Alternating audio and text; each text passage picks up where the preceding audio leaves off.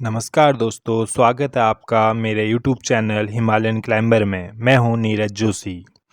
दोस्तों, आज बात करते हैं केदारनाथ धाम की। में से एक ज्योतिर्लिंग है और पंच केदार में से एक केदार है और केदारनाथ धाम उत्तराखंड के चारों धामों में से प्रमुख धाम है।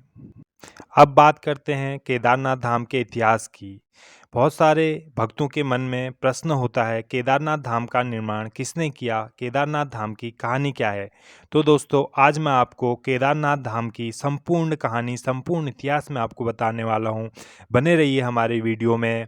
जो हमारे चैनल में नए हैं, हमारे चैनल को सब्सक्राइब करें, हमारी वीडियो को लाइक करें और ये जानकारी, ये कहानी ज़्यादा से ज़्यादा लोगों को शेयर करें। दोस्तों, कुरुक्षेत्र की भूमि में 18 दिन तक लड़े गए महाभारत के भीषण युद्ध के बारे में कौन नहीं जानता। इस युद्ध में सभी रिश्तों की बलि चढ़ गई थी। फिर भी चाहे वो गुरु शिष्य का रिश्ता हो, भाई भाई का रिश्ता हो, चाचा भतीजे का रिश्ता हो, 18 दिन तक निरंतर कुरुक्षेत्र की भूमि में कौरव और पांडवों की सेना के रक्त से लाल हो गई थी। महाभारत का युद्ध समाप्त होने के बाद विजय तो अवश्य पांडवों की हुई थी, लेकिन तब तक बहुत देर हो चुकी थी क्योंकि उन्होंने भी बहुत कुछ खो दिया था। युद्ध समाप्ति के कुछ समय बाद सभी पांडव जब भगवान कृष्ण के साथ बैठकर युद्ध के परिणामों और प्रभावों के बारे में चर्चा कर रहे थे, तभी कृष्ण ने उन्हें पश्चाताप करने को कहा। कृष्ण के अनुसार पांडवों के ऊपर ब्रह्म हत्या, गौ हत्या, कुल हत्या, गुरु हत्या कई पाप चढ़ चुके थे। इसके लिए उनका पश्चाताप करना अवश्य हो गया था। पांडवों ने कृष्ण से इसका उपाय पूछा तो कृष्ण ने बताया कि इनके पापों की मुक्ति केवल भगवान भोलेनाथ ही दे सकते हैं। इसके पश्चात सभी पांडव भगवान श्री कृष्ण की आज्ञा से भगवान शिव से मिलने काशी नगरी की ओर चल गए। भगवान श्री कृष्ण के आदेश के अनुसार सभी पांडव भगवान शिव की नगरी काशी पहुंचे। हालांकि भगवान शिव को पांडवों के उनसे आने की सूचना पहले ही मिल चुकी थी, लेकिन वो उनसे मिलना नहीं चाहते थे। भगवान शिव पांडवों के द्वारा किए गए ब्रह्म हत्या, गौ हत्या के पाप से अत्यधिक क्रोधित थे, इसलिए वे पांडवों से बिना मिले ही वहां से चले गए। पांडवों ने काशी में भगवान शिव को हर जगह ढूंढा, लेकिन वो उन्हें कहीं नहीं मिले। उसके बाद सभी पांडव हिमालय की पहाड़ों पर बसे उत्तराखंड के गढ़वाल क्षेत्र में चले गए। भगवान शिव भी पांडवों से छुपकर यहीं आगे थे। जब भगवान शिव ने पांडवों को अपने पीछे पीछे गढ़वाल क्षेत्र की ओर बढ़ते देखा तो उन्होंने इसका एक उपाय निकाला। वहां पहाड़ों के बीच कई पशु घास के मैदान में चर रहे थे। भगवान शिव उन पशुओं के बीच जाकर बैल के रूप में अवतार लिया ताकि पांडव उन्हें पहचान न पाए।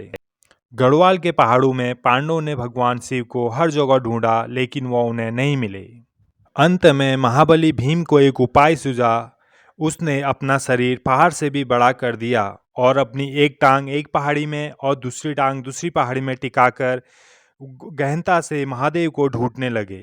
भीम के विशालकाय शरीर को देखकर पहाड़ के सभी पशुओं में हलचल पैदा हो गई और वह इधर उधर भागने लगे, लेकिन एक बैल अपनी जगह में खड़ा था।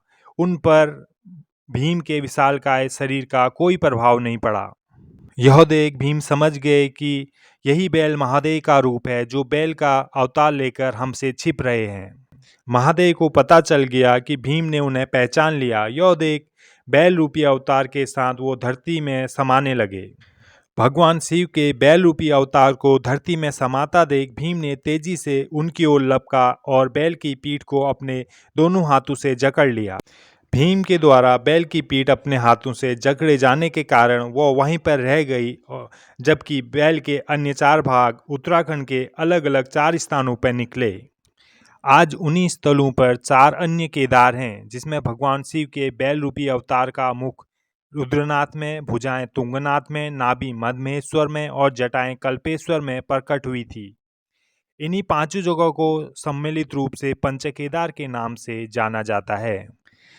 भीम के द्वारा भगवान शिव के बैल अवतार की पीठ पकड़े जाने के बाद वह वहीं पर रह गई, जबकि बैल के 4 अन्य भाग चारों स्थानों पर प्रकट होने का ज्ञात हुआ।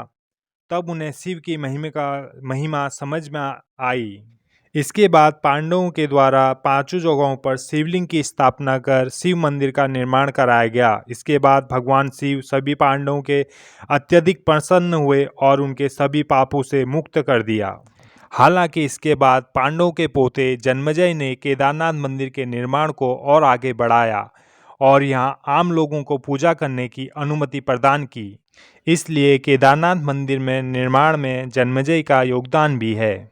समय के साथ साथ पांडवों के द्वारा बनाया गया मंदिर जर्जर हो गया और कई स्थानों से क्षतिग्रस्त हो गया। फिर जब भारत भूमि में आदि गुरु शंकराचार्य ने जन्म लिया, उसके बाद उन्होंने संपूर्ण भारत की पैदल यात्रा की और चारों दिशाओं में चारधाम की स्थापना की।